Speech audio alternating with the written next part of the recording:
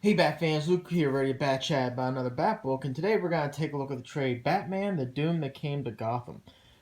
Primarily in this channel, if you noticed lately, I kind of focus more on the trades when I do my reviews, and at some point, I think I will go back to doing some sort of a routine with, the monthly floppies, but right now with current creative teams, I'm that's another video. But when I do the trade reviews, I really don't go too much into the Elseworld stories too much. Now, if you look at my channel, I think I did a review of. I have all three volumes of the Elseworld collection DC recently put out. So I reviewed volume number one, and I remember for Halloween I did volume two. That basically collected the whole entire, the Blood Rain saga, if you will, and also did Gotham by Gaslight right about when the animated feature came out. But beyond that, I really don't dive too much into the Elseworld stories, and to be honest, I don't necessarily know why. There's not really a rhyme or reason other than sometimes I just don't feel all that enthused to talk about some of the Elseworld stories, and not that they're bad. It's just really don't have much to share about it. This one's a little unique. This one's obviously a Elseworld story, but it's pretty darn fun. Now this one, it's written by Mike Mignola. Now Mike Mignola, if you are aware of Hellboy, now that is your primary creative entity with behind that story that you would see in, I can't remember that Dark Horse. I forget which publisher does Hellboy because I really don't read it. Also, this is also written by Richard Pace. To be perfectly frank, I'm not really a fan of Richard Pace, but to give full credit, I think he deserves part of due credit for a really interesting story. And if I remember right, Troy Nixie says here on the cover. I just want to make sure. Yes, Troy Nixie. Troy Nixie does art, and what Troy Nixie, I really don't know any work he has done beyond this story, but I will say the one thing that I usually give credit for Nixie. Oh, he was in Harley Quinn. Oh, I'll be darned. Didn't really notice that. Um, Must have been volume one, because I don't remember him in volume two or three. But anyway, Troy Nixie has an art style that really does mirror Mike Mignola in this. So while you're getting a story that doesn't have Mike Mignola art, other than obviously the story being told, uh, you have Nixie kind of adapting a Mignola esque approach to the art here. In this story, if you, I'm sure some of you heard about it a little bit, but this story really does adopt a H.P. Lovecraft approach to style of storytelling. Almost as you almost want to go as far to say, inspired by Lovecraft stories. Myself, I have not read much of any Lovecraft. To be perfectly honest, what you would think, I kind of like my interest as far as the horror and the type of stories that Lovecraft stories tend to talk about. You think I'd read more, but I don't. Not for any particular reason. Just haven't done it. Uh, Pretty much the most exposure to Lovecraft I would say I get is one of the bands I listen to, Cradle of Filth. They use a lot of Lovecraft themes into their songs and their lyrics. So okay, I guess that's about the extent of my Lovecraft direct exposure. But this story really does tie heavily into. You might as well just call it, Lovecraft esque stories and themes and motifs. The big one, Cthulhu. I think that's one of the big character elements within Lovecraft story. You might as well just substitute a Cthulhu type character into the story because that's actually what you see. So this book really does rely heavily on Lovecraft influence. I mean, to be perfectly honest, too, when I was actually doing research for um, this video a little bit, just to kind of give myself a little more context with Lovecraft. There's actually a story called "The Doom That Came to Sonareth," which is actually a Lovecraft story. So just the title in itself, you kind of get the gist of what type of theme you're going to get in here. And this one, it's strictly is Elseworlds. And with any other Elseworlds, you're going to get some unique takes on characters. And within this, you do see a wide variety of characters in here. Uh, Commissioner Gordon's in this. I don't know if he's Commissioner or Captain. I can't remember. Um, you have Alfred. You have Tim, Jason, Dick. Obviously, Batman, Oliver Queen shows up in this. Etrick and the Demon shows up in this. Poison Ivy's in this. Man Bat's in this. Kirk Langstrom. You have Two Faces in her. You have Doctor Freeze, or Mister Freeze. Ooh, Doctor Freeze. I was getting ready to say Doctor. Um, the Penguin. Actually, he's actually a professor in this. Professor Cobblepot, but he shows up in here, and primarily what you would somewhat call the big bad in the story is Talia, but more directly Ra's al Ghul. So you get a whole slot of people in here, and they're all kind of painted, and they got some of the tropes that make due to the true essence of the character, but kind of given a H.P. Lovecraft type of twist as well in this. To be perfectly honest, if you look right here at the cover, that's call it is what it is. That's Mr. Freeze, and Mr. Freeze is actually based in this story on one of the Lovecraft stories, Cool Air. You actually see here. So, make no mistake, this is definitely Lovecraft influenced, and but the basic plot of the story, and I'm not going to go too much in depth in this, is that basically there's this doom that's coming to Gotham. And remember I said before about Cthulhu? Well, this is basically the thing that's coming to Gotham, is that this creature that ultimately needs to be called upon by Ra's al Ghul. Ra's al Ghul's dead. So that's basically the plot, is Batman's trying to solve the mystery as the story progresses, as Talia must raise Ra's al Ghul from the dead, and so Ra's can call upon the Doom, or quote unquote Cthulhu. And with that, I mean, that's a really broad stroke of the story, but within it you get some good character development in here. Batman goes away for about 20 years. He's going on this venture. He's trying to find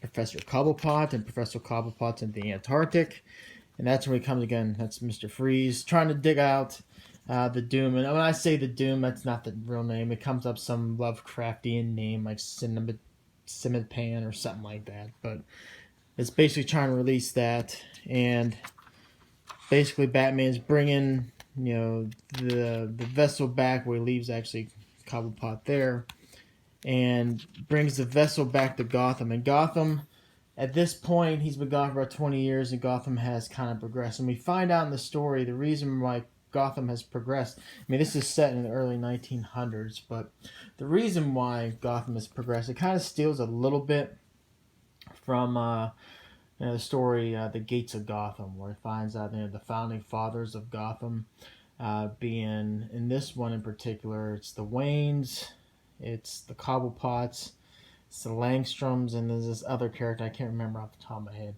And they all basically make a pact with the devil for their souls, and in exchange for rich money and prosperity and whatnot. So that's basically the boom of Gotham. And then within that, then we kind of see some issues that are coming about when Bruce Wayne goes back to Wayne Manor. Actually sees a body at the bottom of the manor, and it turns out to be none other than Professor Langstrom, which Let's see if I can actually get to the page that actually shows it.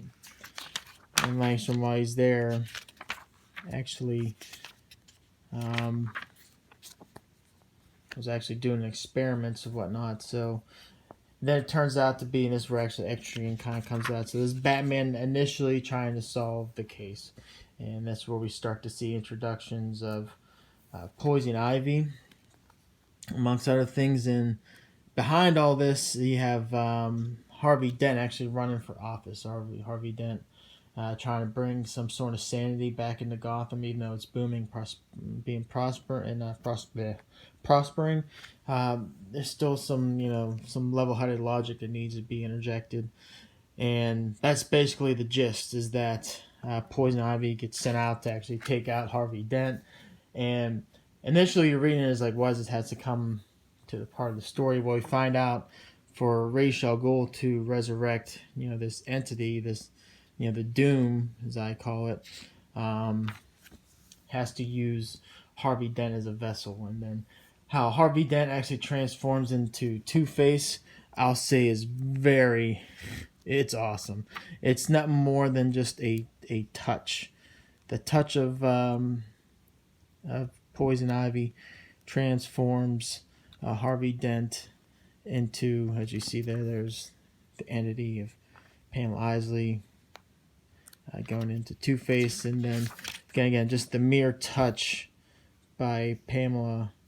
You think it's initially, the acid burns, but then it's just like his reaction to the poison, and then he actually morphs into gets overwhelmed by the cause of this infection caused by Pamela Isley. It's really freaky and very Lovecraftian to really say the least.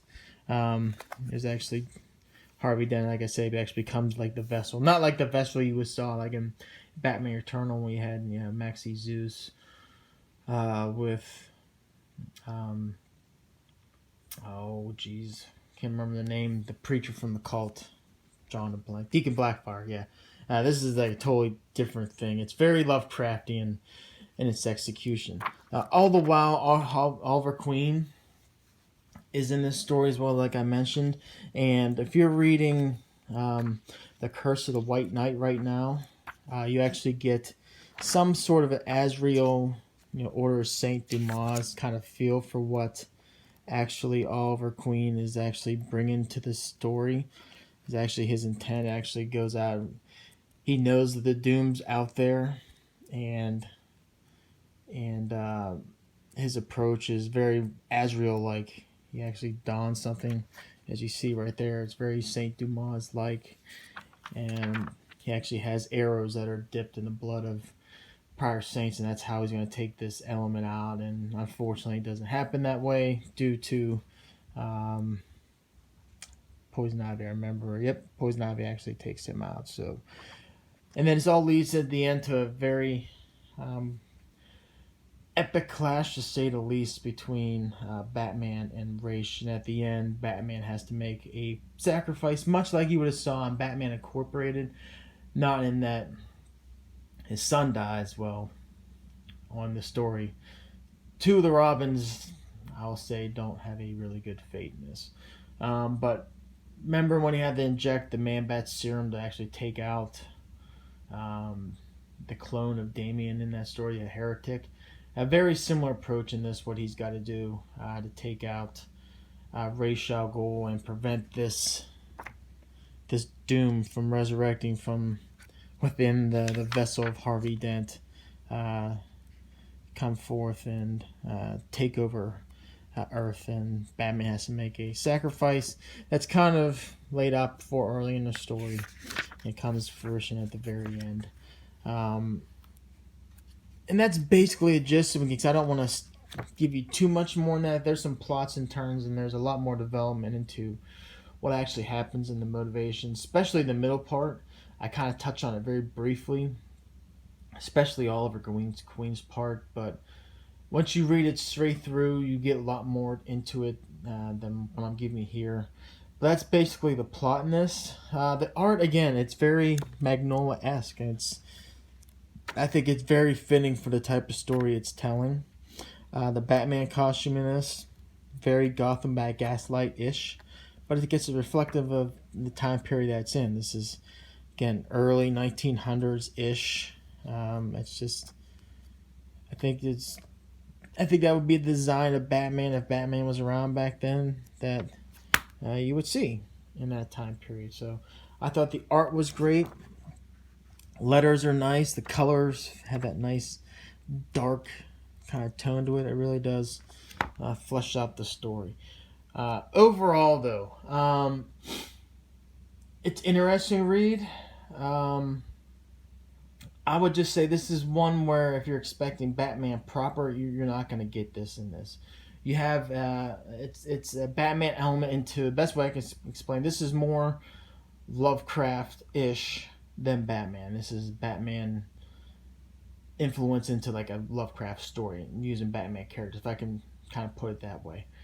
It's fun, but you have to really temper your expectations in this. Again, it's Elseworld, and the characters you see within might not be what you're used to. So, and that being it's Elseworld, you kind of have to know that going in and kind of accept it and expect it.